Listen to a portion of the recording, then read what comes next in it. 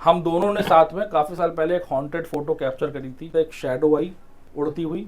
हमने तुरंत अपना डाउट क्लियर करने के लिए दोबारा फोटो ली, और वो जो इमेज आई उसमें वो आदमी उस येलो वाले एरिया से एक वाइट लाइन के थ्रू जैसे कोई चीज़ सक कर रहा हो, हाँ क्योंकि उसके यहाँ पे पैथोलॉजी है। हाँ जी, हाँ जी। ठीक है, या उसका पैथोलॉजी से कमीशन आता है अगर आसपास कहीं पे है। ठीक है, मेडिकल स्कैम से बचने का एक ही तरीका है, वो ये है, हर जगह स्कैम्स हो रहे हैं बट आप तभी बच पाओ।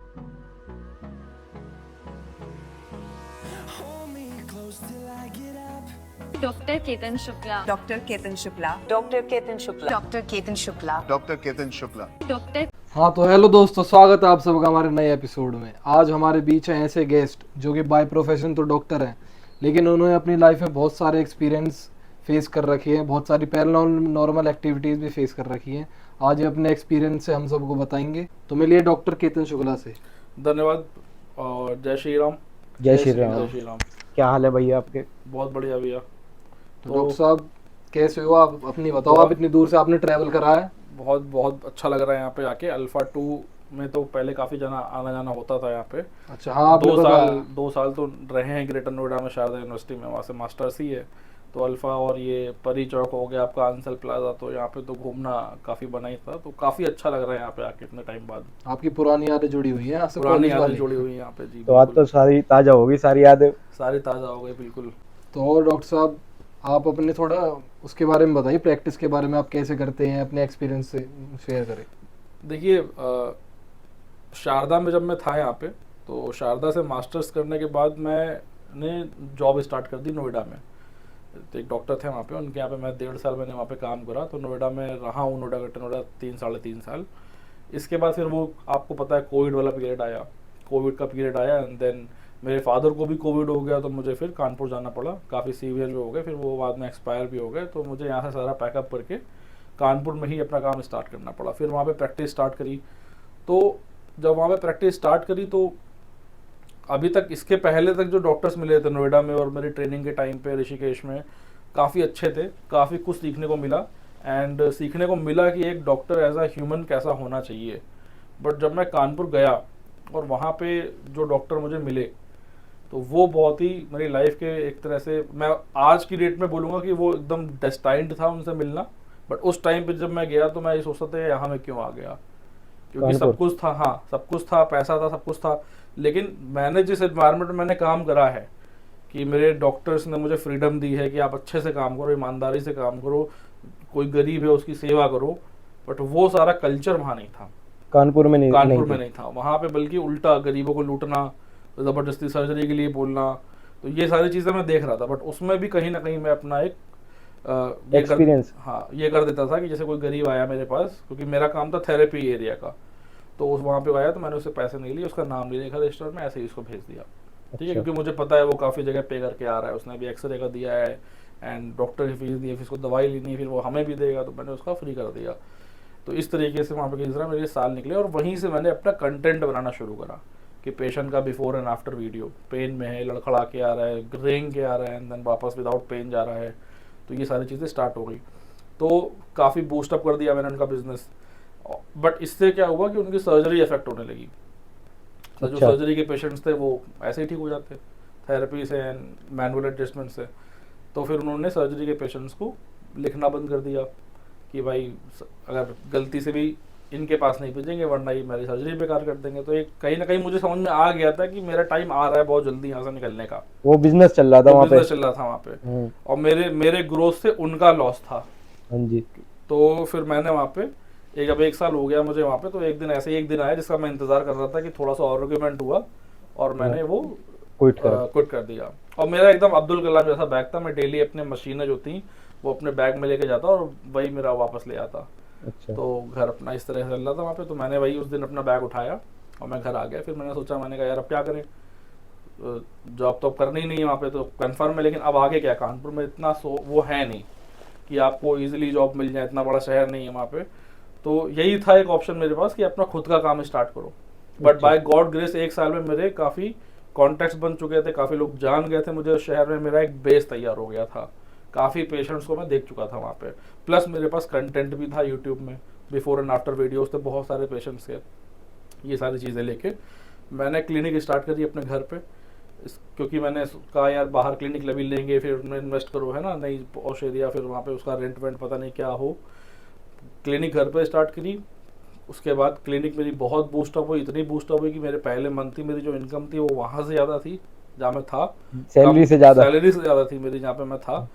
तो मुझे तो विश्वास ही नहीं हुआ, मैंने कहा भैया काम कम और पैसे ज़्यादा, क्योंकि ऑफकोर्स जब मैंने अपना काम शुरू करा तो फीस हाई कर दी मैंने अपनी वहाँ पे।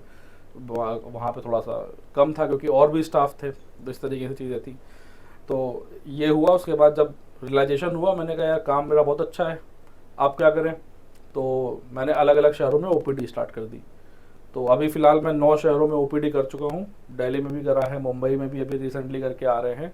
तो ये एक इंडिया टूर ओपीडी है और जिसका पर्पज़ ये है मेरा कि मेडिकल जो स्कैम्स होते हैं हाँ जी। उससे कैसे आप, उसके लिए एक तो अवेयरनेस कि आप समझो कि आप जब किसी डॉक्टर के पास जा रहे हो तो आज की डेट में ये कलयुग चल रहा है, तो डॉक्टर ऐसा नहीं होगा कि वो आपका एकदम भगवान की तरह आपको एकदम हर चीज़ अच्छे से गाइड करेगा। उसके माइंड में बिजनेस चल रहा हो सकता है, उसके माइंड में बिजनेस हो सकता है कि यार इसको ये इंजेक्शन सेल आउट करना है मुझे, 11-11 हज़ार के जो मैंने खरीद के रखे हुए हैं पेन के, और ये पेन में है, वो सिंपल पेन कुछ मेडिसिन से भी जा सकता है, फिजियोथेरेपी से भी जा सकता है, बट उसके मन में अगर चल रहा हो कि मुझे इंजेक्शन सेल आउट करना है तो वो करेगा।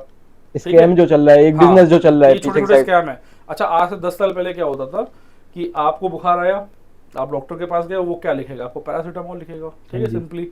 आज की डेट में आपको बुखार आएगा, आप डॉक्टर के पास जाओगे, वो पहले क्या लिखेगा, पहले वो टेस्ट लिखेगा कि जाओ पहले जाके ये टेस्ट कराओ, ये टेस्ट कराओ, ब्लड टेस्ट कराओ, डेंगू का भी कराओ, मलेरिया का भी कराओ, टाइफाइड का भी कराओ, क्योंकि उसके यहाँ पे पैथोलॉजी है। हाँ जी, हाँ जी, ठीक है, या उसका पैथोलॉजी से कमीशन आता है अगर आसपास कहीं पे है, ठीक है, तो वो पहले टेस्ट लिखेगा, देन वो वही आपको दवा पैरासीटामोल देगा, जबकि पहले ऐसा नहीं था। ठीक है, तो ये कुछ चेंजेस आए हैं and it is because of the business. तो लोगों को ये बात समझनी चाहिए, और समझ वो कब समझ पाएंगे जब कुछ उनको अपनी हेल्थ के बारे में बेसिक नॉलेज होगी। मेडिकल स्कैम से बचने का एक ही तरीका है, वो ये है, हर जगह स्कैम्स हो रहे हैं, बट आप तभी बच पाओगे जब आपके पास थोड़ी भी नॉलेज होगी। अगर आपके पास नॉलेज नहीं होगी किसी भी क्षेत्र की, तो आप उस क्षेत्र में आपको इजीली बेवकूफ़ बनाना बहुत आसान है। ठीक है, बट और थोड़ी नॉलेज आप गैदर कर लोगे तो कुछ जल्दी कोई आपको बेवकूफ़ नहीं बना पाएगा। और सबसे अच्छी चीज़ ये है कि पहले तो नॉलेज के लिए लोगों को वो करना पड़ता था, पूछना पड़ता लोगों से। अब आज तो यूट्यूब पर हर नॉलेज अवेलेबल है, free of cost, her language में अवेलेबल है। ठीक है, तो आप यूट्यूब का यूज़ करिए, गूगल का यूज़ करिए, उससे कुछ पढ़िए एंड थोड़ा बहुत आप आसपास अपने कम्युनिटी में बात करिए।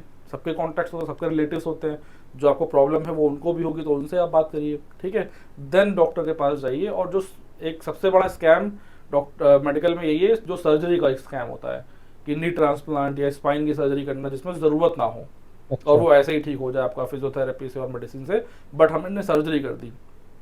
तो उसके लिए हमेशा 2-3 ओपिनियन लें एंड फिजियोथेरेपी कराएं, ऑफ कोर्स कायरोप्रैक्टिक यूज़ करें टेक्निक्स, तो उससे हो सकता है वो आपको बेटर हो जाए, सर्जरी बच जाए आपकी। तो जब मैंने इंडिया टूर ओपीडी स्टार्ट करी, 9 शहर मेरे हो चुके हैं, तो मेरा उसमें यही पर्पज़ रहता है, एक तो पेशेंट को मेडिकल स्कैम से रूबरू कराना, दूसरा उनको सिखाना कि सेल्फ डायग्नोसिस कैसे कर सकते हो, आपकी जो आपको पेन हो रहा है इसका कारण क्या है।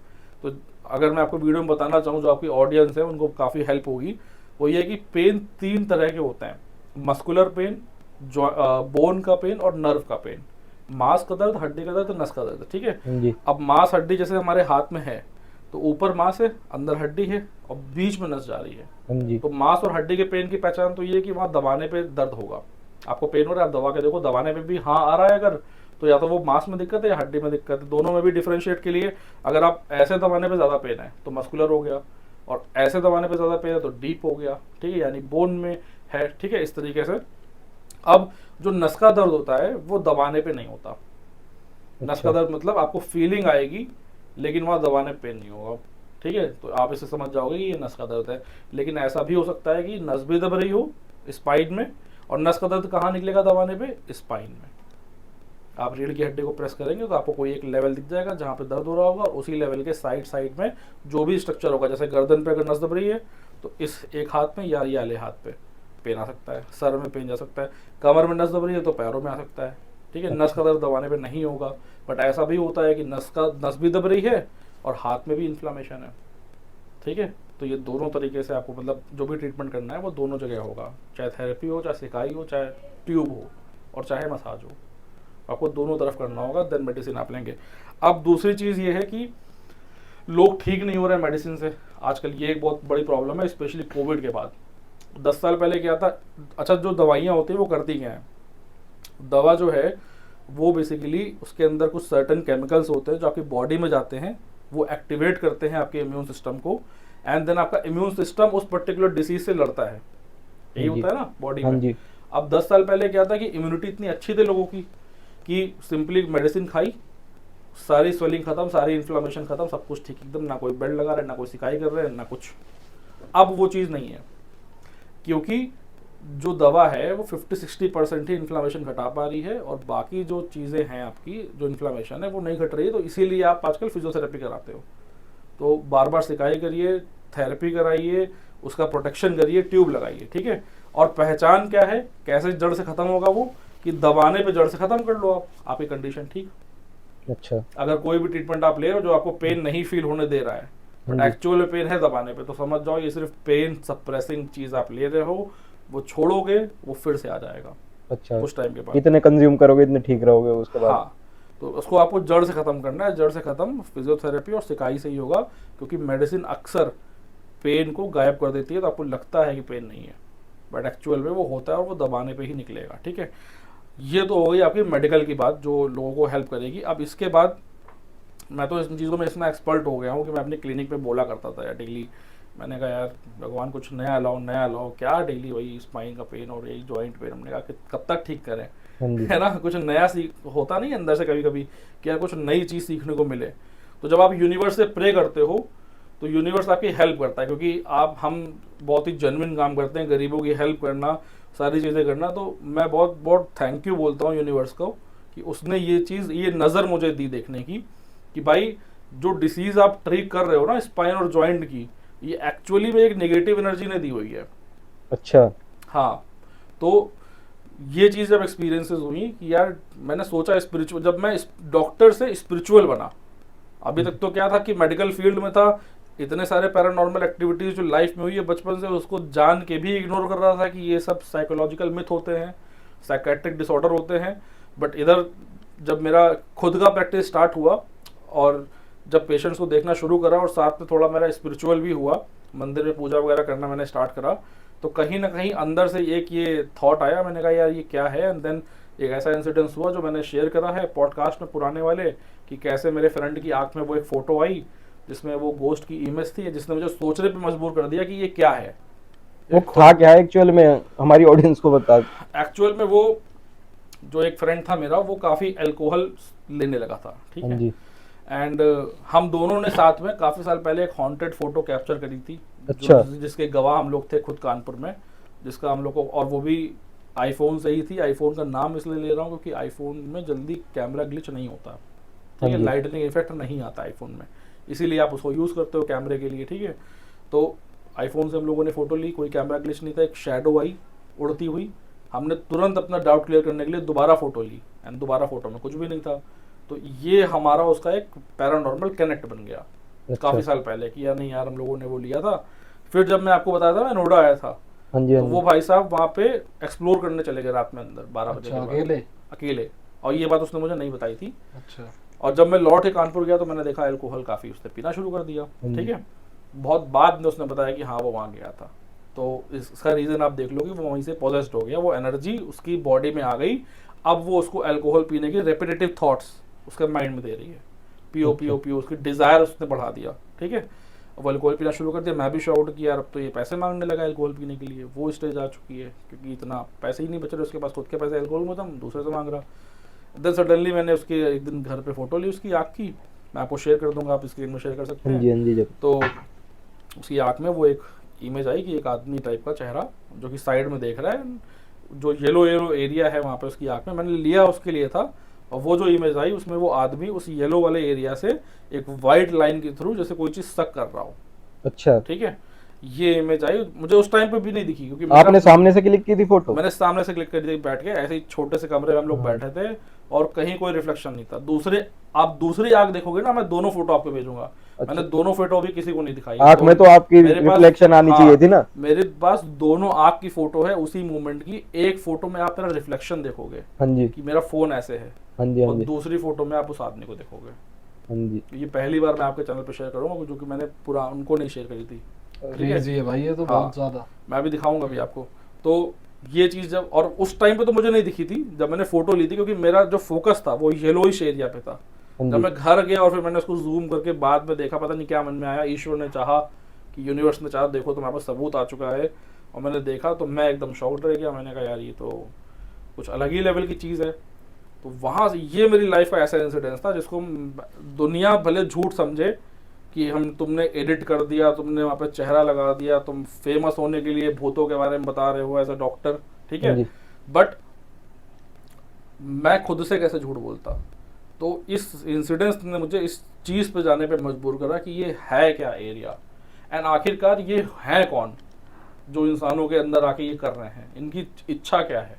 ठीक है, तब मुझे समझ में आया कि जो नेगेटिव एनर्जी है उसको आप कुछ भी नाम दे दो, जिन का नाम दे दो, चुड़ैल का नाम दे दो, भूत प्रेत का नाम दे दो, ब्रह्म राक्षस का नाम दे दो, कुछ भी नाम उसको दे दो, वो आपसे, उसको सिर्फ 4 डिज़ायर हैं, जिनमें से पैसा तो बिल्कुल भी नहीं है। पैसे का क्या करेंगे, वो सिक्कों का, नोटों का क्या करेंगे। 4 उनके डिज़ायर हैं। पहला है अल्कोहल, दूसरा है नॉनवेज, तीसरा है स्मोकिंग, और चौथा है लस्ट। अब लस्ट में आपका मैस्टरबेशन भी आता है, सेल्फ सेटिस्फैक्शन, पॉर्न वीडियोस देखना, फिजिकल रिलेशन बनाना। तो ये इनकी 4 डिज़ायर हैं जो ये पूरा नहीं कर पाते बिकॉज क्योंकि इनके पास बॉडी नहीं है। तो ये आपकी बॉडी में आके आपके ब्रेन में ये 4 चीज़ों से रिलेटेड रिपीटेटिव थॉट्स चला के आपसे वो एक्शन कराते हैं, और उसका वो उस पर फीडिंग करते हैं, और फीडिंग करने के बाद उनको अच्छा लगता है, एंड देन बदले में वो आपको डिसीजेस देते हैं। अच्छा, अच्छा। वो ह्यूमन बॉडी से हाँ। कंज्यूम कर लेते हैं। ह्यूमन बॉडी से कंज्यूम करने के बाद वो बदले में डिसीजेस देते हैं। ठीक है, ये चीज़ें हैं। तो और ये मुझे कब रियलाइज हुआ एग्जैक्टली कि जब ये फोटो आई तो उससे ये कंफर्म हुआ बस कि ये है। ठीक है, थॉट्स देने वाली बात जो मेरे दिमाग में आई कि ये थॉट्स देते हैं, वो मेरे खुद के साथ हुआ था। मैं रात में भजन सुन रहा था श्री रामचंद्र जी के, हाँ जी, और भजन सुनते सुनते सडनली एक पोर्नोग्राफिक इमेज मेरे माइंड में आई। अच्छा, मैं एकदम शॉक्ड होकर मैंने ऑडियो बंद कर दिया, मैं बैठ गया। मैंने कहा यार ये पॉसिबल ही कैसे है। ठीक है, मैं जहाँ लेटा, मेरे बगल में मेरे घर का मंदिर है, बीच में बस एक दीवार है। श्री रामचंद्र जी के भजन तो अभी चल रहे हैं, मैं पिछले 15 मिनट से भजन सुन रहा हूँ, एंड भजन सुनते सुनते ये पोर्नोग्राफिक इमेज आ गई। और मैं सोचा कि यार ये कैसे। उस मोमेंट, उस रात में समझ गया कि ये थॉट्स देने की कोशिश कर रही हैं मुझे डाइवर्ट करने की। और ये मैं इसलिए समझ पाया क्योंकि मैंने विपासना कर रखा था, जो 10 दिन का मेडिटेशन कोर्स होता है all over India, all over world, उसके सेंटर्स हैं जहाँ फ्री में आप कर सकते हो। तो मैंने वहाँ पे वो करा था, तो वो वहाँ भी मैंने काफ़ी एक्सपीरियंसेस करे। तो इस वजह से मेरे माइंड की कैपेसिटी इतनी थी कि मैं उस छोटे से सेकंड को रिमेंबर कर पाया कि यार ये कुछ है। वरना एक नॉर्मल आदमी कहाँ ही जान पाएगा, उसके माइंड में हज़ारों थॉट चल रहे हैं, कौन सा थॉट उसका खुद का है, कौन सा थॉट कोई एनर्जी का है, वो समझ ही नहीं पाएगा। तो मैं उस दिन समझ गया कि ये इनका, यहाँ से इनका गेम स्टार्ट होता है कि पहले इंसान को थॉट दो, इंसान को लगेगा वो खुद सोच रहा है, स्मोकिंग करने की डिज़ायर खुद आ रही है, जेब में पैसे पड़े, घर वाले देख नहीं रहे, कर लिया स्मोकिंग, और बदले में उसको डिसीज़ या पेन या प्रॉब्लम मिल गई लाइफ में। तो ये इनका खेल है। अब यहाँ पे कुछ लोग बोलेंगे कि यार ऐसे तो पूरी दुनिया में लोग नॉनवेज खाते हाँ, हैं, वही आप सेलिब्रिटीज़ खाते हैं। ठीक हाँ है, जी, तो मैं बोलता हूँ हमेशा कि देखिए हमारे किताबों में भी लिखा हुआ है, कर्म प्रधान विश्व रचि राखा। ठीक है, Karma is the greatest thing. ठीक है, अब मैं खुद बोलता हूँ कि शाहरुख खान, सलमान खान नॉनवेज भी खाते हैं, अल्कोहल भी पीते हैं, पार्टी भी करते हैं, क्या पता लस्ट वाला फैक्टर भी हो, जो भी हो, बट उन्हें कुछ कभी नहीं होगा क्योंकि उनके कर्मा का लेवल बहुत हाई है। ठीक है, उनके पुनर्जन्म के जो कर्म थे उसकी वजह से वो पहली बात तो शाहरुख खान और सलमान खान बने। ठीक है, इसके बाद इस जन्म में भी जब वो बन गए तो उनके पैसे से इतने सारे लोगों के घर चलते हैं, उनके वर्कर्स के, उनके स्टाफ के, इतने चैरिटी वो करते हैं कि उनको यूनिवर्स की तरफ से स्पेशली एंजल्स प्रोवाइड करे गए हैं कि इनके ऊपर एक स्क्रैच भी ना आना चाहिए, ना लाइफ में, ना फाइनेंशियली, ना कुछ। शाहरुख खान को आप देख लो, 4-5 साल से फिल्में फ्लॉप जा रही थी, अब बैक टू बैक लगातार 2 फिल्में आई और काफ़ी 1000 करोड़ अंदर। हाँ जी, ये जो पैसे उसको यूनिवर्स ने दिए हैं, अब यही पैसे आने वाले 4-5 साल उसके लोगों की हेल्प करेंगे जो उसके साथ लोग जुड़े हुए हैं। ठीक है, तो यही रीज़न है, या तो अब मिडिल क्लास के लोगों से क्या है कि वो तो इतना कर नहीं पाते हाई लेवल कर्मा, वो अपने ही घर में अपनी लाइफ में परेशान रहते हैं, तो उनके साथ ये नेगेटिव एनर्जीज खेल खेल देती हैं, ठीक है। नहीं तो जितने अच्छी आपकी लाइफ होगी उतना ईजी आपकी लाइफ होगी, और जितनी डाउन ग्रेड सोसाइटी में आप जन्म लोगे because of your past life Karma, उतनी स्ट्रगलिंग आपकी लाइफ रहेगी और नेगेटिव एनर्जीज भी आपको अफेक्ट करेंगी। तो उसके बाद जब ये सारी चीज़ें एक्सपीरियंस हो गई, तो अब मेरे पास कोई भी पेशेंट आता है तो मैं उससे बोलता हूँ कि भाई आप फिजिकल प्रॉब्लम में हो, चाहे आप मुस्लिम हो, चाहे हिंदू हो, चाहे क्रिश्चियन हो, आपको ये 4 चीज़ें टेम्परेली अवॉइड करनी है, ठीक है। Non veg, alcohol, smoking and lust factor जो हो गया। एंड इसके बाद आपको स्पिरिचुअल ट्रीटमेंट में जो भी आपके धर्म से रिलेटेड वाटर है, होली वाटर, क्रिश्चियंस में होली वाटर है उसे बोलते हैं, मुस्लिम्स में जमजम का पानी है, हिंदूज में गंगा जल है, ये आप इसको डेली पीजिए, नहाइए, इसमें थोड़ा सा पानी की बाल्टी में डाल के छिड़किए, ठीक है। इस तरीके से आप जो है नेगेटिव एनर्जी से दूर रह सकते हैं, और ये 4 चीज़ें अवॉइड करके, क्योंकि अगर आपने होली वाटर से नहाया, प्रेयर करा, एंड इन 4 चीज़ों में आपने कोई भी एक चीज़ करी, तो वो सब आपकी शक्तियाँ ख़त्म उसी सेकंड। जिस सेकंड आपने नॉनवेज खाया, कुछ भी करा, स्पिरिचुअल एनर्जी आपसे दूर भाग जाएगी, और आपकी बॉडी एक ओपन पोर्टल है नेगेटिव एनर्जी को एंटर होने के लिए, ठीक है। तो ये चीज़ें हैं, तो इसीलिए इसको खास तौर से अवॉइड कर लीजिए, and then spiritual treatment start करिए। तो आप देखो, और फिर आप इसके ऊपर आप मेडिकल ट्रीटमेंट लो। मेडिकल ट्रीटमेंट तो लेना ही लेना है, इन्फ्लामेशन तो घटानी है। पहले क्या था, वो इन्फ्लामेशन घटने नहीं दे रही थी नेगेटिव एनर्जी, वो बैठी हुई थी वहाँ पे। अब क्या है, वो हट गई है, तो अब जल्दी आपको दवाएं फ़ायदा करेंगी, जल्दी थेरेपी फ़ायदा करेगी, आप जल्दी सही हो जाओगे। तो ये चीज़ें हैं। तो सर जैसे आजकल 95% के लोगों के बैक में कहीं ना कहीं दर्द होता रहता है, तो फिर वो सबको ही थोड़ी ऐसा नेगेटिव एनर्जी करते होगी, क्या मतलब वो कैसे होता है? देखिए, मेरा तो यही मानना है स्ट्रांगली कि diseases are due to only karma and negative energy. तो चाहे किसी भी तरह की बीमारी हो, छोटी हो या बड़ी हो, वो किसी न किसी माइनर कर्मा या किसी न किसी नेगेटिव एनर्जी के कारण ही हुई है बॉडी में, ठीक है। कुछ भी ऐसे ही नहीं हो जाता है लाइफ में। आपके शरीर में कोई पेन नहीं है पिछले 2 साल से, अचानक से आपके बैक पे पेन आ गया, तो ये ऐसे ही नहीं हो गया, ठीक है। कुछ गलतियां करी हैं आपने, या कोई आया है आपके साथ जिसने ये चीज़ कॉज करी है। नहीं तो अगर आप पे कर्मा का लेवल हाई होगा, ठीक है, कर्मा आपके अगर हाई होंगे और नेगेटिव एनर्जी का इन्फ्लुएंस नहीं होगा, आपको फिजिकल प्रॉब्लम हो ही नहीं सकती। ना मेंटली किसी प्रकार का गंदा थॉट आएगा, और ना फिजिकली आपको कोई पेन होगा। ये मेरा मानना है, और इसी की मैं प्रैक्टिस कर रहा हूँ, और प्रैक्टिस में रिजल्ट मैं देख रहा हूँ कि कैसे बचना है। हाँ, अगर कोई डेस्टाइन्ड चीज़, फॉर एग्जांपल आपके कर्मा बहुत अच्छे, कहते आपने सुना होगा, लोगों ने बोला है कि अगर आपकी लाइफ में कोई मेजर एक्सीडेंट लिखा है आपकी कुंडली में और या भविष्य में, तो वो चीज़ आपकी घटाई जा सकती है, हटाई नहीं जा सकती। सुना है ना आपने? हाँ सुना है कि तो कहीं आपका गला कटने वाला हो तो हाँ, स्क्रैच लग के रह जाएगा, पर होगा तो फॉर एग्जांपल आप आज की डेट से, आपने मेरे लेक्चर के बाद आपने अपने कर्मा बढ़ाने चालू कर दिए, डेली आप अच्छा काम करने लगे, एक अच्छा काम, और डेली आप अपने क्लींजिंग करने लगे गंगा जल के पानी से, because you are Hindu. But आने वाले 6 महीने बाद आपका एक्सीडेंट होता है माइनर सा, कि आप बाइक से निकली और आपको एक कट लग गया, तो क्या पता वो मेजर एक्सीडेंट हो सकता था, बट कम हुआ, ठीक है। तो जो डेस्टाइन्ड है कुंडली के अकॉर्डिंग चीज़ें जो लाइफ में होनी है वो तो होंगी ही होंगी, बट हाँ, जो बुरी चीज़ें उन्हें उनका लेवल घटाया जा सकता है। और कर्मा अच्छा करके जो रिवॉर्ड्स हैं, इसका उल्टा भी है, रिवॉर्ड्स भी आप अपने हाई लेवल कर सकते हो लाइफ के। आपकी लाइफ में एक इतना फेम लिखा हुआ है ज़रा सा, इसको आप इतना कर सकते हो, just because improving your Karma. Miracle बड़े लेवल पे और कर सकते हो। और सेम गोज फॉर कि कोई बुरी चीज़ है तो उसे आप हटा सकते हो। तो Karma is everything. Karma is everything. Karma अगर सब आपके अच्छे हैं, आपने सुपीरियर लेवल के कर्मा बना लिए हैं, तो फिर तो आप हद अय्याशी करो, कोई टेंशन की बात ही नहीं है। बस अच्छे कर्म करते जाओ, अच्छे कर्म करते रहो, लेवल मेंटेन रहना चाहिए। हाँ, लेवल मेंटेन करना चाहिए, बिल्कुल। अब आप देखो ना, अच्छा आप एक चीज़ देखो, दुनिया में जितने भी बड़े लोग हैं, शाहरुख खान का बेटा है, ठीक है, या फिर दुबई के जो शेख हो गए, अथाह पैसा है इनके पास, ठीक है, क्या नहीं कर सकते ये लोग, कौन सी गाड़ी नहीं खरीद सकते, किस जगह एंटर नहीं कर सकते, ठीक है, कौन सा प्लेजर नहीं एंजॉय कर सकते, सब कुछ कर सकते हैं, ठीक है।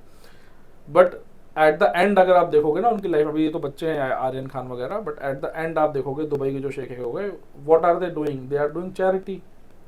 अच्छा, क्योंकि सारे प्लेजर्स वो एंजॉय कर चुके हैं। आपको भी मैं अगर 10 करोड़ रुपए दे दूं अचानक से आपके बैंक में आ जाए, आप 1 साल मजे कर लोगे, 2 साल मजे कर लोगे, आपको भी उस पर आना ही है अल्टीमेटली, चैरिटी पे, क्योंकि हमारे हिंदू धर्म में क्यों ये 4 चीज़ें बनाई गई हैं, बालावस्था, ग्रहावस्था, वृद्धावस्था, ठीक है, ये क्यों है, युवावस्था, ठीक है, इसलिए क्योंकि आप लाइफ के फेजेस को अलग अलग टाइम पे उसी के अकॉर्डिंग एंजॉय कर पाओ, लाइफ को बिता पाओ, ठीक है। मैं तो इतने सारे फॉरेनर्स के साथ रहा हूँ पूरी लाइफ में, तो मैं समझता हूँ कि उनकी लाइफ में ये फ्रस्ट्रेशन ये क्यों है, क्योंकि उनके सारे प्लेजर्स वो 20, 25, 30 साल तक ही एंजॉय कर लेते हैं। अब क्या बचा उनके पास, ट्रैवलिंग भी कर ली, बंजी जंपिंग भी कर ली, मल्टीपल रिलेशनशिप भी कर ली, अल्कोहल भी कर लिया, ड्रग भी कर लिया, सब कर लिया। तो अब 3 तरह के फॉरेनर आपको दिखेंगे हमेशा, और जो 35+ होंगे। पहला जो ड्रग्स की तरफ जाएंगे, दूसरा जो इस्कॉन की तरफ जाएंगे, तीसरा जो चैरिटी की तरफ जाएंगे, ठीक है। तो मुझे पता है कि अपना इन लोगों से मिलने के बाद ही मुझे रियलाइज हुआ कि भाई Indian culture is the best. Time time पे चीज़ों को एंजॉय करो, वो ज़्यादा बेटर है। अगर एक साथ सारी चीज़ें कर लोगे तो फिर कुछ बचेगा नहीं यार, and you will feel bored कि यार अब क्या करें, पूरी लाइफ बोर्ड हो जाएगी। सर आजकल स्पिरिचुअलिटी की तरफ लोग ज़्यादा बढ़ रहे हैं, और ये बहुत हाई टाइम है लोगों के लिए। और आप देखो यूनिवर्स मौका दे रहा है मुझे, ये हाई टाइम है कि लोग समझ जाएं कि उनकी प्रॉब्लम्स का कारण नेगेटिव एनर्जी है। मैं कभी नहीं मान सकता कि हिटलर ने सिर्फ हज़ारों लोगों को मरवा दिया।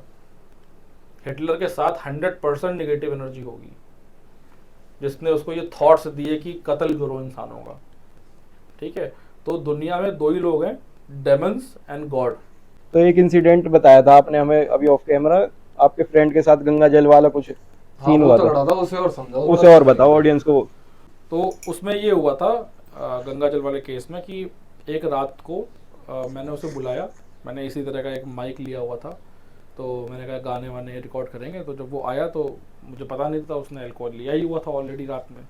तो मैंने कहा चलो ठीक है यार, कोई दिक्कत नहीं। तो मेरा घर जो है उसमें बेसिकली 3 फ्लोर है, ग्राउंड फ्लोर है, देन मिडिल फ्लोर है जहाँ मम्मी और मेरा घर रहता है, एंड देन छत है जहाँ पे 2-4 कमरे हैं। उनमें से एक कमरा मेरा था, जिसमें मैंने ऐसे ही स्टूडियो टाइप का थोड़ा बहुत बनाया था यूट्यूब पे वीडियो वगैरह बनाने के लिए, और बेड वेड था वहाँ सोने वोने के लिए। वहीं पे मैंने उसको बुलाया चुपचाप रात में 12 बजे, एंड देन हम लोग बैठे अपना गाना गा रहे, थोड़ा मस्ती करी, हम लोग ये सब कर ही रहते कि, और हमने मेन गेट छत का बंद कर दिया कि ऐसा ना हो कि मेरी मदर ऊपर आ जाए।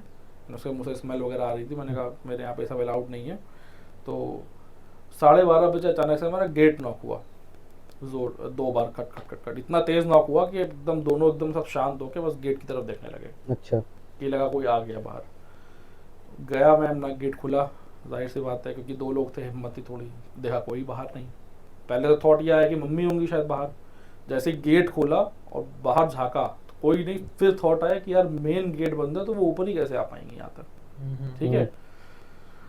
अजीब तो लगा भाई, ठीक है, फिर भी इग्नोर करा माइंड ने उस टाइम पे कि यार किसी ने पत्थर मारा होगा, कुछ हुआ होगा, कुछ हवा चल रही होगी, जो भी हो। बैठ के अंदर जैसे ही अंदर आए वापस, तो वो कहने लगा कि मुझे डर लग रहा, मुझे घर जाना है। अब एकदम से उसके अंदर फियर आने लगा।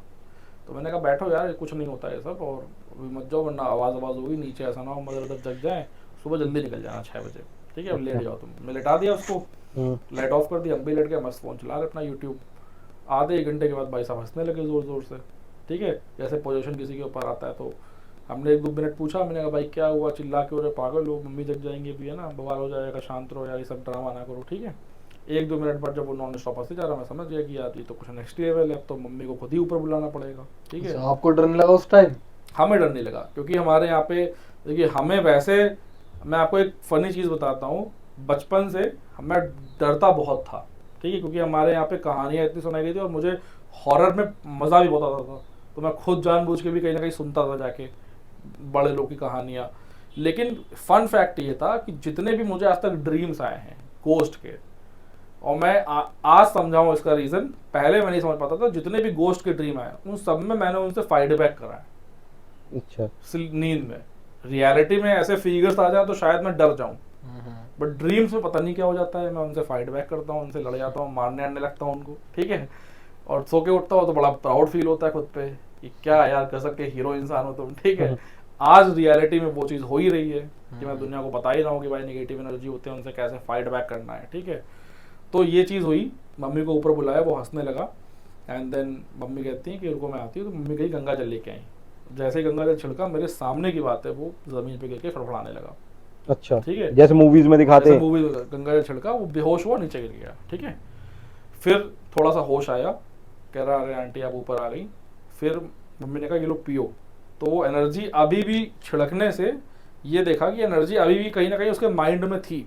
ठीक है, तो उसके माइंड से वो मना कर रही थी, और मम्मी कह रही थी गंगा जल पियो, और वो कह रहा था नहीं नहीं नहीं पीना। तो वो ऐसे ऐसे कर रहा था नहीं। ठीक है, अच्छा, पहले उसने खुद देखी, अपने मुंह से बोला कि अरे आंटी क्यों आप ऊपर आ गई, परेशान हुई। इसका मतलब क्या हुआ, he is in his senses. ठीक है, but still energy in his brain. ठीक है, जब मम्मी ने कहा गंगा जल पी लो, तो एनर्जी ने उसको थॉट दिया, तो उसने कहा कि नहीं पियेंगे। ठीक है, तो जबरदस्ती पिलाया गया, मुंह में डाला, एंड देन फिर धड़ाम से बेहोश। अब ये छिड़कने से और पीने से, मैंने भी आपको गंगा जल से 3 यूज बताए थे ना, छिड़कना है, पीना है और नहाना है। ठीक है, छिड़कने और पीने से एनर्जी हट गई उसकी बॉडी से, लेकिन थी हम लोग के साथ में। ठीक है, हम, मम्मी, वो और उसकी एनर्जी, 4 लोग हम लोग वॉक करके नीचे आए। ठीक है, नीचे आए, हमारे जैसे ही घर में घुसते हैं मिडिल वाले फ्लोर पे, तो सामने ही मंदिर है हनुमान जी का। ठीक है, तो पहले ये हुआ कि मंदिर चलना है, तो हम चारों लोग मंदिर गए। तो कैसे पता चला कि एनर्जी साथ में, क्योंकि जैसे ही उसने मंदिर में पहला कदम रखा, हनुमान जी ने तुरंत खींचा उसकी एनर्जी को, उसकी बॉडी में लाया, और वो जमीन पे गिरा धड़ाम से, एंड वो बालाजी की तरह जैसे लोग लौटते हैं वो लौटने लगा। अच्छा, ये सब रात को हो रहा सब रात में हो रहा है मेरे यहाँ पे, रात में 1 बजे। ठीक है, मैं अपने सामने देख रहा हूँ, अभी भूत को देखा था, भगवान को देख रहा हूँ। ठीक है, कि भगवान की शक्ति क्या है। इसके बाद फाइनली फिर जब हनुमान जी का टीका लगाया, उसका वीडियो भी मैंने वो बनाया था, बट मम्मी ने डिलीट कर दिया, वरना मैं वीडियो भी दिखाता। काश मेरे पास वो वीडियो होता तो मैं और प्रूफ कर पाता इस बात को कि भाई ये देखो हो रहा है, कि किस तरीके से अजीब तरीके से वो अपनी एकदम नेक पीछे की तरफ बेंड कर रहा था। आपकी भी हिम्मत जो है एक उस टाइम normal कैमरा से रिकॉर्ड कर रहे हो उस हाँ वीडियो को। बिल्कुल बिल्कुल, हमें तो मजा आ रहा था, और हमें कोई इंसान के ऊपर गोश्त आ जाए तो हमें कोई टेंशन नहीं है, ऐसे अलग से ना दिखे बस। अच्छा, इंसान के ऊपर आ जाए तो हम तो गर्दन दबा देंगे, बराबर की लड़ाई कर लेंगे उससे, जैसे ठीक है? सपने में करते हो। जैसे सपने में करते हैं कि भाई चलो इंसान के अंदर है ना, ऐसे मुझे बड़ा डर लगता है कि यार कोई परछाई वरछाई दिख जाए। तो ये चीज़ हुई, फिर उसको टीका लगाया फाइनली हनुमान जी का, तब वो प्रॉपर सेंस में आया। तब उसे रात में 1 बजे हम घर छोड़ के आए उसके। अच्छा, रात को हाँ, रात के 1 बजे सब लोग, मम्मी, सिस्टर, सब लोग छोड़ के आए, और फिर आ गए वापस। ये बड़ा मेजर इंसिडेंस था। फिर मैंने यूट्यूब पे कहानी सुनी, इसमें गंगा जल के फ़ायदे सुने, स्पेशली नेगेटिव एनर्जी और ये सब लेके मेरे दिमाग में तुरंत क्लिक हो गया कि यार सच में ऐसा है, क्योंकि मैंने खुद अपनी आंखों से देखा है। ठीक है, घर में मेरे होते हुए। फिर मैंने उसका प्रयोग पेशेंट्स पे स्टार्ट कर दिया, लाइफ पे स्टार्ट कर दिया, खुद पे स्टार्ट कर दिया। तो मुझे उसके इफेक्ट समझ में आ गए भाई, क्या आप दुनिया को बता रहा हूँ कि भाई कितना मिराकुलस है। होते तो हैं गंगा जल के फायदे। बहुत बहुत बहुत फायदेमंद है। अच्छा सर, वैसे जैसे कोई अगर नॉर्मल इंसान पोजेस हो जाए तो वो उससे बचने के लिए क्या क्या कर सकता है, कोई अपनी टिप्स बताओ आप। देखिए पोजेशन, अब बात करते हैं थोड़ा इस बारे में भी, वरना लोग सोचेंगे कि यार क्या बकवास कर रहा है। मेंटल इलनेस भी होती है, ठीक है, सर्वाइकल भी होता है, गर्दन में नस दबती है जिसके वजह से दिमाग खराब होता है, सोसाइटल थॉट्स आते हैं, एंड सेम मेंटल इलनेस भी होती है, डिप्रेशन, कोई एंजाइटी, कोई ट्रॉमा लाइफ में, फादर की डेथ हो गई, कोई छो गया आपके साथ, बहुत फाइनेंशियल लॉस हो गया, आपकी जॉब चली गई, फेल हो गए आप अपने लाइफ के एग्जाम में, ठीक है, तो इसकी वजह से ट्रॉमा पड़ता है माइंड में, तो उसकी वजह से भी लोग रिएक्ट कर सकते हैं। मैं ये नहीं कह रहा हूँ कि आपको पोजेशन आ रहा है, कोई दिक्कत आ रही है तो आप सीधे यही करो, गंगा जल पियो और ये सारी चीजें करो, ये करो, लेकिन साथ ही साथ मेडिकल पॉइंट ऑफ व्यू भी देखो, ठीक है। अगर किसी को आदमी को पोजेशन आता है, सबसे पहला तो उसे किसी दूसरे इंसान को उसकी गर्दन चेक करनी चाहिए, क्योंकि गर्दन में दबाने पे दर्द तो नहीं है, इन्फ्लामेशन तो नहीं है, गर्दन की MRI भी करा सकता है नेक की, और क्लियर करने के लिए अंदर क्या है। नेक एकदम फाइन है, स्टिल वो अजीब बिहेव कर रहा है, तो अभी भी नेगेटिव एनर्जी छोड़ दो, मेंटल इलनेस के बारे में सोचो, साइकेट्रिस्ट के पास जाओ, उससे दवा लो, ठीक है, और मेडिटेशन करो डेली, और अपना न्यूट्रिशन अच्छा करो। तो मेडिटेशन, न्यूट्रिशन और साइकेट्रिस्ट की दवा साथ में, मैं बोल रहा हूँ बस केवल ये गंगा जल ऐड करना है केवल। तो whether it is mental illness, whether it is negative energy, दोनों तरीके से वो हील होना ही होना है, ठीक है। सर्वाइकल है तो सर्वाइकल के लिए आपको न्यूरोलॉजिस्ट के पास जाना है, न्यूरोफिजियोथेरेपिस्ट के पास जाना है, दबाने पे दर्द खत्म करना है, सिम्टम्स सारे दिमाग के ऐसे ही गायब हो जाएंगे। अच्छा, ठीक है, बस ये सिंपल सी चीज़ है। सर वैसे ये सब चीजें तो बहुत पहले से चल रही है, जैसे हमारे घर में कोई बीमार होता है उसकी नजर उतार लेते हैं। बिल्कुल, और सबसे फन फैक्ट ये है कि डॉक्टर सारे स्पिरिचुअल प्रोग्राम में पार्टिसिपेट करते हैं, फैमिली के साथ स्पिरिचुअलिटी में पार्टिसिपेट करते हैं, हर धर्म में मेंशन है कि नेगेटिव एनर्जी का एग्जिस्टेंस है, भगवान के सामने हाथ जोड़ते हैं तो भूत को क्यों नहीं मानते हैं? और अगर भूत को मानते हैं तो मैं ये कह रहा हूँ कि भूत जो है वो डिसीजेस देते हैं, वो यही कर ही सकते हैं, वो इसके अलावा कुछ कर नहीं सकते। वो डिसीज देना, आपको जान से मारना, आपसे फीडिंग लेना, ठीक है। जैसे भगवान को आप प्रसाद चढ़ाते हो तो क्या चढ़ाते हो? आप धूप चढ़ाते हो, प्रसाद में फल चढ़ाते हो, फूल चढ़ाते हो। ऐसे नेगेटिव एनर्जी को ये चाहिए। दूसरा एग्जाम्पल जो हिंदूज है वो जानते होंगे, तांत्रिक लोग आत्माओं को क्या चढ़ाते हैं? मांस मदिरा चढ़ाते हैं, जी। उनकी फेवरेट है, कैप्चर करते हैं, कैप्चर करने के बाद उनसे अपना काम करवाते हैं। बहुत से लोगों का सवाल होता है कि ब्लैक मैजिक हमारे ऊपर हुआ है तो ब्लैक मैजिक से कैसे बचें? ब्लैक मैजिक में भी तो स्पिरिट का यूज हो रहा है। तांत्रिक जो है वो क्या कर रहा है, नेगेटिव एनर्जी को उसने अपने पास रखा है, उसको ये प्रॉमिस कर रहा है कि मेरे पास रहो, मस्त मेरा काम करो, मेरी हेल्प करो, ये लो नॉनवेज, ये लो अल्कोहल, एंड चलो तुमको सेक्सुअल प्लेजर भी दे देंगे। सुना अच्छा। होगा आपने कई बार तांत्रिक लोग क्या करते हैं दूसरी फीमेल्स के साथ, क्यों करते हैं? उनके साथ जो एनर्जीज है उनको भोग फीडिंग देने के लिए, अच्छा। इम्प्रेस करने के लिए, ताकि वो उनको यूज करके या तो उस लेडी का या और लोगों का काम कर पाए। समझ गए आप? हाँ जी, हाँ जी। तो हर चीज में स्पिरिट का यूज है, और स्पिरिट को अगर आप अपने घर से छिड़कने से बाहर कर दोगे, खुद के शरीर से पीने नहाने से बाहर कर दोगे, तो ब्लैक मैजिक भी फेल है यार। ठीक है, तो ये चीजें हैं बस। तो ये सब चीजें तो हमने सर पहली बार सुनी है। हाँ। बहुत क्रेजी चीज है ये सब तो। नहीं, इसको आप कभी भी, मैं तो इसीलिए मैं हर एक एंगल बता रहा हूँ।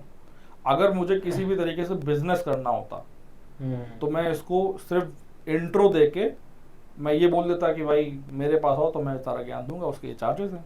ठीक हाँ जी, है, हाँ जी। मैंने तो ओपन कर दिया ना, सेल्फ डायग्नोसिस भी ओपन कर दी, पेन के बारे में बता दिया, सर्वाइकल भी बता दिया, स्पिरिचुअल ट्रीटमेंट भी बता दिया। हम तो अब ये आपके ऊपर है, आप इसे एक्सपीरियंस करो, ट्राई करो, दूसरों पे ट्राई करो, ढूंढो आपके आसपास कौन पोजीशन में पेशेंट है, जाओ उसे गंगा जल या जो भी रिलीजन से हुआ था ये चीज कराओ, उसकी 4 चीजें बंद कराओ, रिजल्ट देखो, उसकी फैमिली आपको थैंक यू बोलेगी, तब आप मुझे थैंक यू बोलोगे। सही है। क्योंकि मैं ये एक चीज नहीं, मैं एक पर्सन पे नहीं, मैं 100 लोगों पे देख चुका हूँ। ठीक है, कि भाई ऐसा होता है होता है होता है। अब इसीलिए मैं पूरा हर चीज डिटेल में बता रहा हूँ कि भाई खुद ही एक्सपीरियंस कर लो ना, जाके ये प्रैक्टिस करके देख लो कौन सही है कौन नहीं सही है। अब जैसे रेकी होती है, डॉक्टर्स बहुत सारी चीजें नहीं मानेंगे। रेकी एक साइंस है, एनर्जी हीलिंग, जिसमें आप हाथ रखते हो एंड पेशेंट का दर्द हटा गायब हो जाता है। अच्छा। ठीक है, फिल्मों में भी देखा होगा आपने, किसी ने हाथ फेरा दर्द गायब हो गया, फिर एक लाइट सी दिखाते हैं, रेकी हीलिंग। है ना, जादू सी, फिल्मों में देखा होगा। तो सच में ऐसा होता है और मैंने करा भी हुआ है अपने हाथों से। और जब मैं जल्दी किसी चीज़ को मानता नहीं हूँ, मैं बड़ा लॉजिकल इंसान हूँ, जब तक मैं कोई चीज़ सच में नहीं होती मैं नहीं मानता। तो मैंने रेकी के बारे में थोड़ा पढ़ा, सीखा, टेक्निक्स देखी एंड मैंने अप्लाई करा और सच में हो गया। अच्छा। पेशेंट ने, पहले तो मैंने मदर और सिस्टर पे करा, उन्होंने बोला कि हाँ पेन कम है, मैंने उनका विश्वास नहीं करा। मैंने कहा यार ये घर के लोग हैं, ये झूठ बोल रहे हैं, ठीक है, साइकोलॉजिकली। तो मैंने बिना बताए पेशेंट्स पे ट्राई करा कि मैं एक मशीन रख रहा हूँ आपके यहाँ पे, आपको हीटिंग फील होगी, आप बताना पेन कम है कि नहीं। और मशीन नहीं थी, मेरा हाथ ही था बस वो। अच्छा। ठीक है, और बाद में पूछा, पेशेंट ने रिव्यू दिया कि हाँ पेन कम हो गया। तो मुझे विश्वास हुआ कि मैंने कहा नहीं यार ये कोई चीज़ है, मेरे पास शक्ति है, अब कहिए तो मैं ऐसे बाबा बन जाऊँ। ठीक है, पैसा चार्ज करने लोगों, पंडाल लगा लूँ, लेकिन उससे मैंने बंद कर दिया उसको, क्योंकि उससे मेरी एनर्जी भी काफ़ी एग्जॉस्ट आती थी करने से।